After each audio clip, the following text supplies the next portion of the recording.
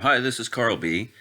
And today I have another review of a Terry Brooks Shannara series.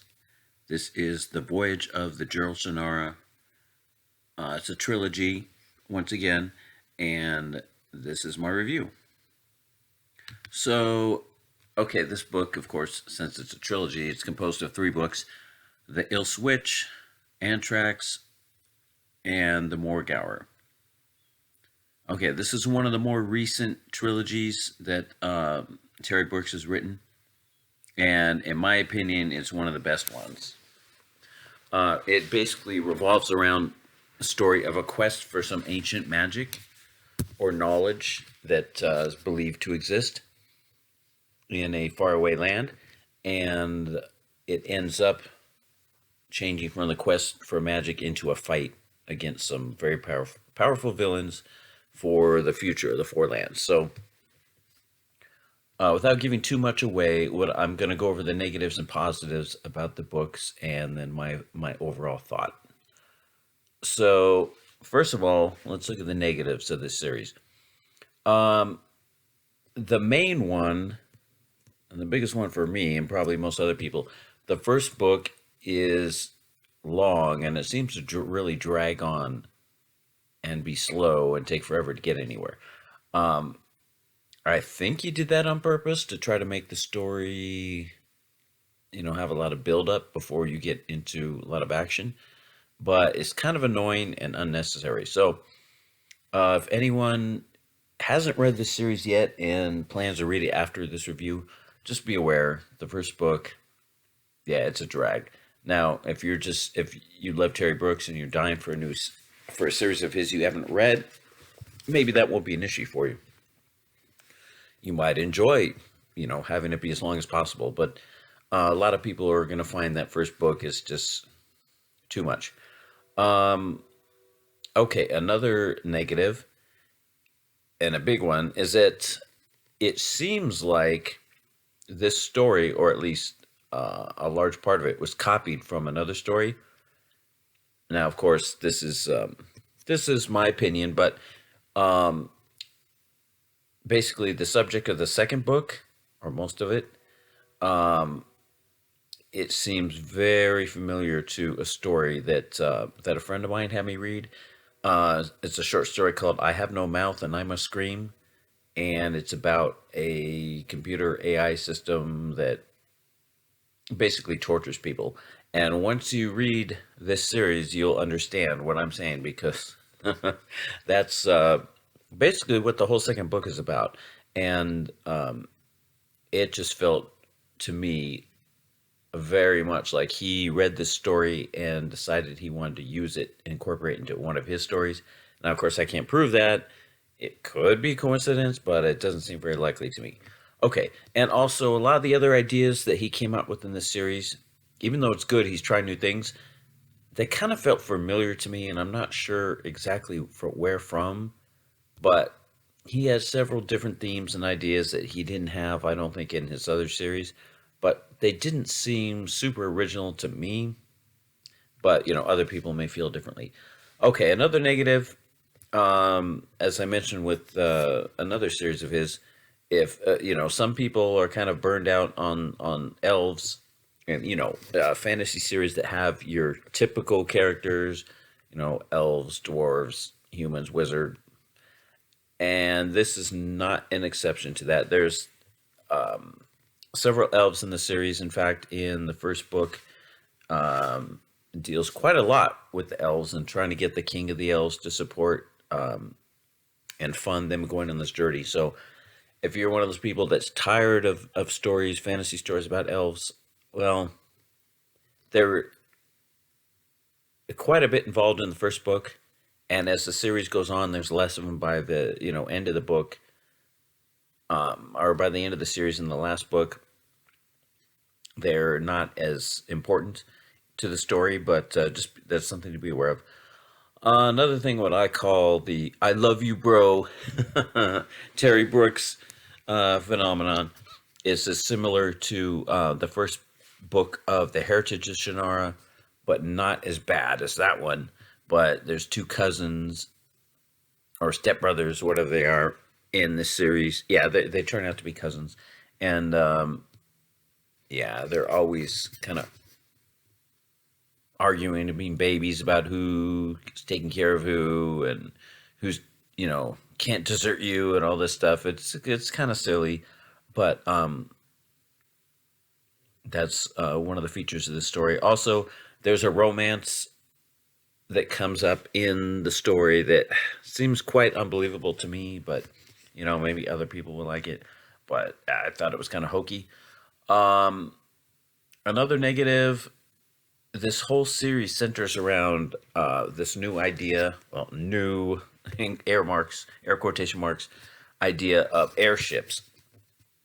That I'm pretty sure this is not a new idea, like flying pirate ships, like Peter Pan and whatnot. I mean, this is an idea that's been out there for quite a while, but he basically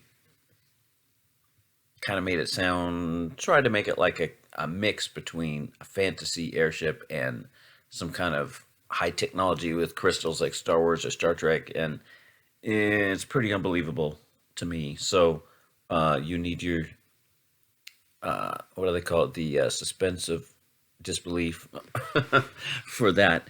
But the story could not take place without these airships, so that's something that you'll have to deal with. And then, of course, it's typical Terry Brooks writing.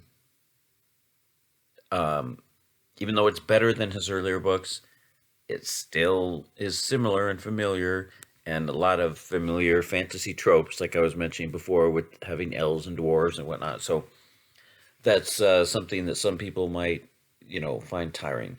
Okay, now that we went over all these negatives, let's cover the positives, because there are quite a few, and I did really like this series. There's only, I think I have one more series to go until I will have read everything about Shannara from Terry Brooks.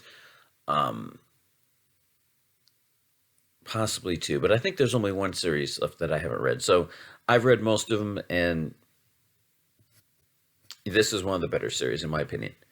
Okay, so let's look at the pros here. Okay, so it's not overly predictable. I mean, even the main, you could predict at the beginning of the story, of course, like with most stories like this, that the good people will win and the villains will be defeated. Even that is not entirely true, because some of the main protagonists in the series don't make it all the way through the series, and others have their story arcs changed or their goals changed. So there's a lot of unpredictability, in my opinion, in the story. I had general ideas of things. There was only one thing that was easily predictable by me,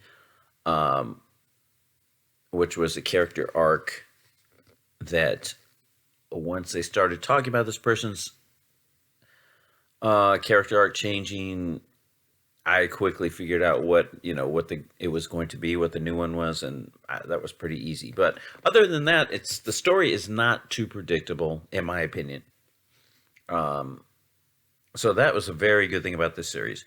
Another, as I just mentioned, there was a very surprising character arc, character change, for one of the major or semi-major characters in this series. And I can't say anything about it because it will give it, everything away. But I thought it was very unpredictable and kind of surprising. So that's something to look forward to. Also, this series is a little bit darker than, like the Sword of Shannara, earlier Terry Brooks. Like I said, it's still typical Brooks, but it's a little darker and some darker themes and ideas, although they don't always come across believably dark to me. So it's not, this is not a series that anyone's going to have nightmares over. It's not like watching The Road or something, but still, he tries to make it a little darker, a little different. And on that vein, the next point is that he tries a lot of new ideas. Now, as I mentioned before, a lot of these ideas seemed really familiar to me, so I'm not sure Um, they've probably been tried before, but he has a lot of ideas in and plot, twists and whatnot in this series that at least I don't believe he had in his previous books. Although, like I said, to me they don't seem super original. I felt like maybe they have been done before, but for him and for his books, they're pretty original. So that was good. Um, Next positive point. Well, if you consider this a positive, this goes back to predictability. Is that a lot of the characters die in the series, and not just villains or henchmen or whatever, people that you would expect to be expendable and die, and not just crew members that are unnamed or unnoticed, but several main characters die as well. So that's something that really adds to making it a little less predictable and less cliche than it would have been otherwise if all these characters survived. Okay, another thing, multiple villains. So this makes it kind of interesting. There are three main villains um, in this series, plus some extraneous ones as well. That are some of them are servants, and some of the extraneous villains are actually like spirits, or I don't know what you call them, but like magical quasi entities, like a locus of magical power, semi sentient, kind of like the tree in Star Wars, Empire Strikes Back, or Return of the Jedi, where you go into the tree that it's strong with the dark side of the Force, and it shows you illusions and stuff like that. Um, there are, like I said, entities, for lack of a better word, in the story that are like that. Um, Magical powers that seem to be kind of semi-sentient, but not very intelligent, but still, it makes it kind of interesting. Okay, so after multiple villains, and including the multiple villains, of course, there's a big fight or showdown at the end of the story, um, which is fairly interesting. I mean, most stories do have that. That's not a surprise, but it was still interesting to read.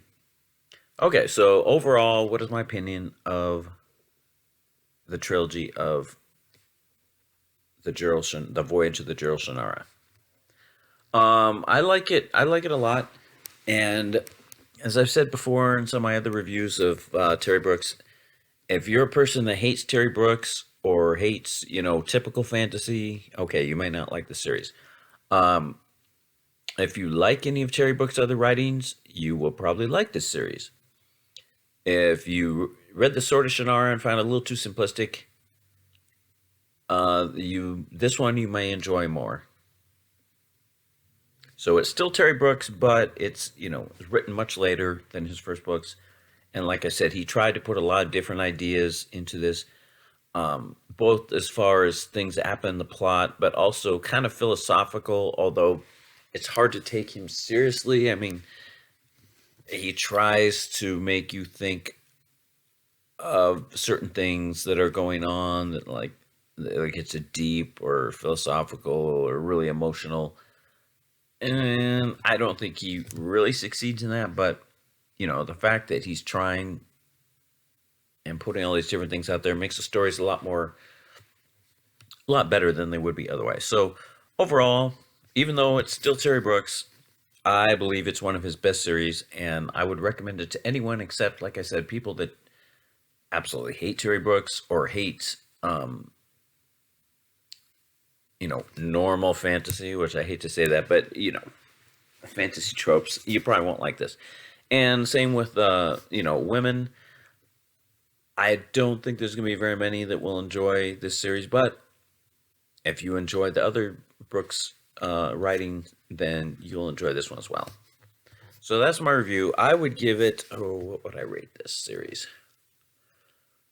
I think I'm going to give it 3 stars, maybe 3.5 out of 5. Um, yeah, I'll go 3. I think it's good. I think it's, fairly interesting and has some characters that somewhat interested in, want to see what happens with them. Um, it's not the greatest literature ever written, but it's decent entertainment, and I recommend it.